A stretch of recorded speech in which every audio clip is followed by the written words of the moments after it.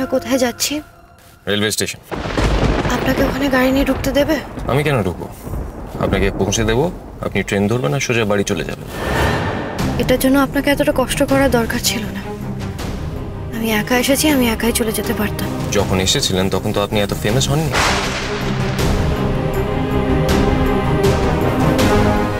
এই জাল ওষুধের কাণ্ডে মিডিয়ার জন্য আপনি যেভাবে চারপাশে ছড়িয়েছেন, তাতে যে কোনো সময় যে কেউ আপনাকে টার্গেট করতে পারে। কেন?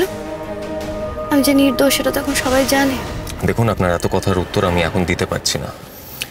আমার মনে হয়েছিল আপনার একা যাওয়াটা রিস্ক হতে পারে, তাই আপনাকে পৌঁছে দিতে যাচ্ছি। ও, আমার কিছুক্ষণের জন্য মনে হলো আপনি বোধহয় আমাকে ফিরিয়ে নিয়ে যেতে এসেছেন। কি বললেন? কিছু না, শুধু ভাবছিলাম আপনাকে আমি সরি বলবো না থ্যাংক ইউ।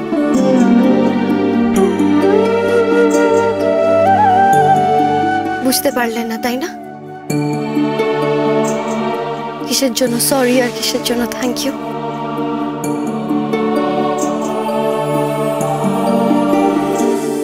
এই যে আপনি আমাকে নিয়ে ভেবেছেন, আপনার মনে হয়েছে আমার বিপদ হতে পারে, আমাকে পৌঁছে দেওয়া উচিত, এটার জন্য থ্যাংক ইউ। আর সরি এই জন্য কারণ আমি এভাবে এখান থেকে এখন যেতে পারছি না। What do you mean? আমার বিশ্বাসযোগ্যতা নিয়ে অনেক মানুষের মনে প্রশ্ন আছে।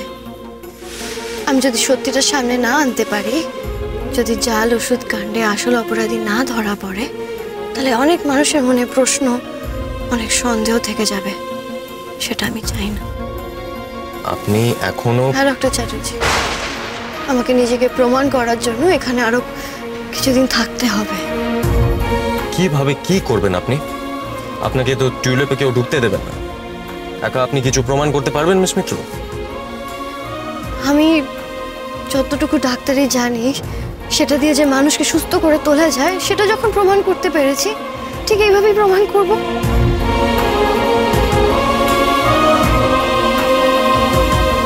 একজন ডক্টর হিসেবে আমার যা করার ছিল আমি ঠিক তাই করেছি। তাহলে আপনি বলতে চাইছেন একজন অপরাধীকে বাঁচানোটা ডক্টরের কাজ, তাই তো? আমি কোনো অপরাধীকে বাঁচাইনি, আমি একজন বোকা স্টুপিড মানুষকে বাঁচিয়েছি। মিস হিয়া মিত্র না জেনে না বুঝে এই জাল র্যাকেটের মধ্যে জড়িয়ে গেছে। তাহলে আসল কালপিট এখনো বাইরেই আছে। হ্যাঁ, আর হয়তো আমাদের টিউলিপেই রয়েছে। কিন্তু ওনার কাছ থেকে কোনো ইনফরমেশন পাওয়া গেছে কে আসল কালপিট? এই জাল ওষুধ চক্রের পেছনে কে আছে? মিউট করলে কেন? এইসব দেখে আমার খারাপ লাগবে বলে? এমা না না, তুমি টায়ার্ড হয়ে ফিরলে তাই। মা আমি সব জানি, আর এই রিমোটটা তো তোমার হাতে আছে, তুমি যখন তখন টিভি মিউট বন্ধ সব করতেই পারবে। বাকি আর কোনো কিছুই কিন্তু আমাদের হাতে নেই। নীলিমা, তুমি তো উজানের সঙ্গে সঙ্গে থাকতে পারতে। দেখো, তোমার তো যাওয়াটা উচিত ছিল, তাই না? তোমার কি মনে হয় উজান আমাকে জানিয়ে পুলিশ স্টেশন গেছে?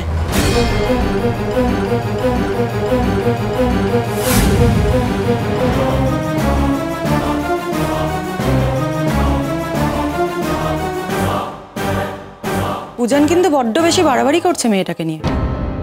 টিউলিপেও দেখেছিলাম, এখনো দেখছি, আর মিডিয়াও ভালো খবর পেয়েছে। দেখবে পরে হয়তো বলবে উজানের সঙ্গে ওই মেয়েটার ঘনিষ্ঠ সম্পর্ক রয়েছে।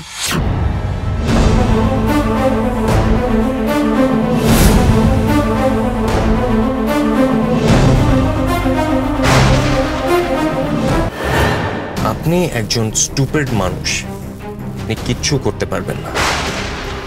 এই লড়াইটা আমার একার। আপনি আমার অনেক উপকার করেছেন, শুধু আরো একটা উপকার করুন, গাড়ির লকটা খুলে দিন প্লিজ, আমি নামবো। মিস মিত্র এইভাবে আমাকে একা একাই যখন সবকিছু করতে হবে, তখন এই মুহূর্তে আমাকে প্লিজ একা ছেড়ে দিন, এটাই আমার অনুরোধ। ডক্টর চ্যাটার্জি, আমি এইভাবে পালিয়ে যাব না।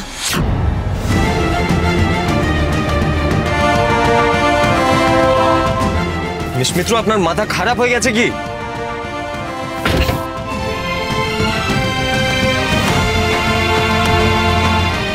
আপনি কিন্তু বাড়াবাড়ি করছেন। এই জিনিসগুলো ভেতরে রাখুন আর গাড়িতে উঠুন। উঠুন। আপনি ওকে অর্ডার দেওয়ার কে ডাক্তার চ্যাটার্জি?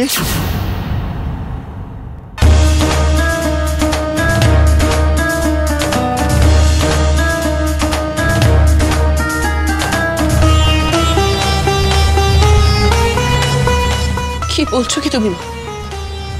উজান আর হিয়া রিডিকুলাস, সিরিয়াসলি তুমি এগুলো ভাবছো কি করে? তাই তাহলে তুমি এত কষ্ট পাচ্ছ কেন বলো তো? ভিতরে ভিতরে গোমড়াচ্ছ কেন বলো? বোঝাও, আমাকে বোঝাও। মা, আমার একমাত্র চিন্তা শুধু শুধু উজানকে নিয়ে, আর কিচ্ছু না। ও ঝোঁকের মাথায় এক একবার এক এক রকম কথা বলছে, তারপর আবার নিজেই স্টেটমেন্ট বদলে দিচ্ছে। ঠিক আছে, আমি বুঝতে পেরেছি, হিয়া যদি সত্যি নির্দোষ হয় তাহলে তাহলে সেটাই হবে। নীলিমা, আমাকে একটা কথা বলো তো, কথাগুলো কি তুমি আমাকে বলছো না নিজেকে নিজে বোঝাচ্ছ, কোনটা? তাকাও আমার দিকে। তুমি ওদের দুজনকে দেখে কষ্ট পাচ্ছ, তাই তো? তাই তুমি নাশকতার কথাটা বলেছিলে। মা,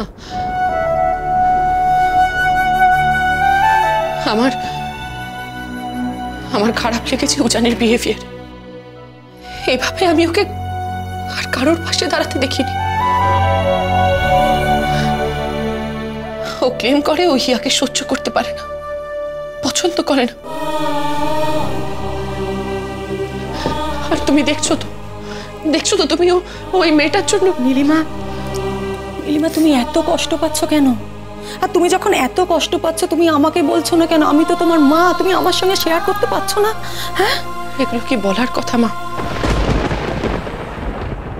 এগুলো নিয়ে আমার বাবারই কথা না, কিন্তু তাও আমি ভাবছি। তুমি বুঝতে পারছো না, আমি উজানকে কিছু বলতে গেলেও ও আমাকে ইগনোর করছে মা। আর সেটা নিয়েই আমি একমাত্র কনসার্ন, আর কিচ্ছু না। ও আমাকে এভাবে। নীলিমা, আমি তোমার সাথে পরে কথা বলি না, প্লিজ। আমার এখন ভালো লাগছে না কিছু। আমি পরে কথা বলছি তোমার সাথে। নীলিমা, নীলিমা যাই বলুক না কেন, এই হিয়া, উজান আর ওর মাঝখানে একটা বড় ফ্যাক্টর হয়ে যাচ্ছে। উজান মেয়েটিকে বড্ড বেশি পাত্তা দিয়েছে। এই নিয়ে নীলিমার সঙ্গে কোনো ভুল বোঝাবুঝি বা সমস্যা তৈরি হওয়ার আগেই হিয়াকে সরাতে হবে। কি করে এখন সেটাই ভাবার। বাবা, তুই এখানে? মা,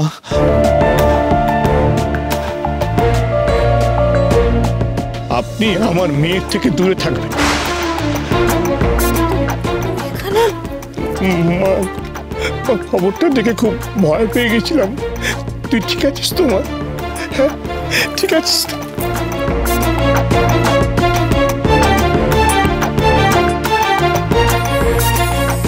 তুমি এরকম একা এসেছো, তোমার সঙ্গে কেউ? তুই হতো একা মা, কে আছে তোর সঙ্গে বলতে? কি চারিদিকে সব বড় বড় শিক্ষিত মানুষ। হ্যাঁ, এরা সব শিক্ষিত মানুষ, এদের কোনো বোধ বুদ্ধি আছে বিচার করার? তোর মতো একটা মেয়েকে অপরাধী বানিয়ে দিল এরা। ওটা একটা ভুল বোঝাবুঝি হয়েছিল, কিন্তু সেটা এখন। আমি আপনার সঙ্গে কোনো কথা বলছি না এবং বলতেও চাই না। হ্যাঁ, প্লিজ।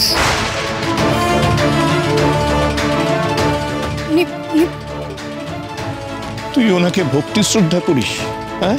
আর উনি কি করছেন, কি করেছেন? কত অপমান করেছে তোকে। মেয়েটাকে একবার পুলিশে দিচ্ছে, একবার ছাড়িয়ে আনছে। মেয়েটা কি আমার খেলার পুতুল ডাক্তার বাবু?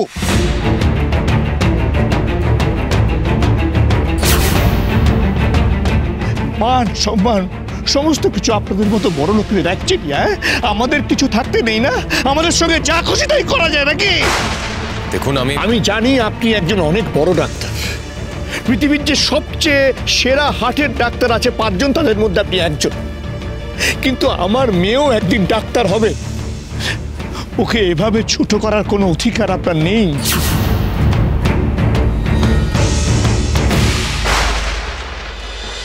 এখানে আকাশ নীল, এখানে আকাশ নীল।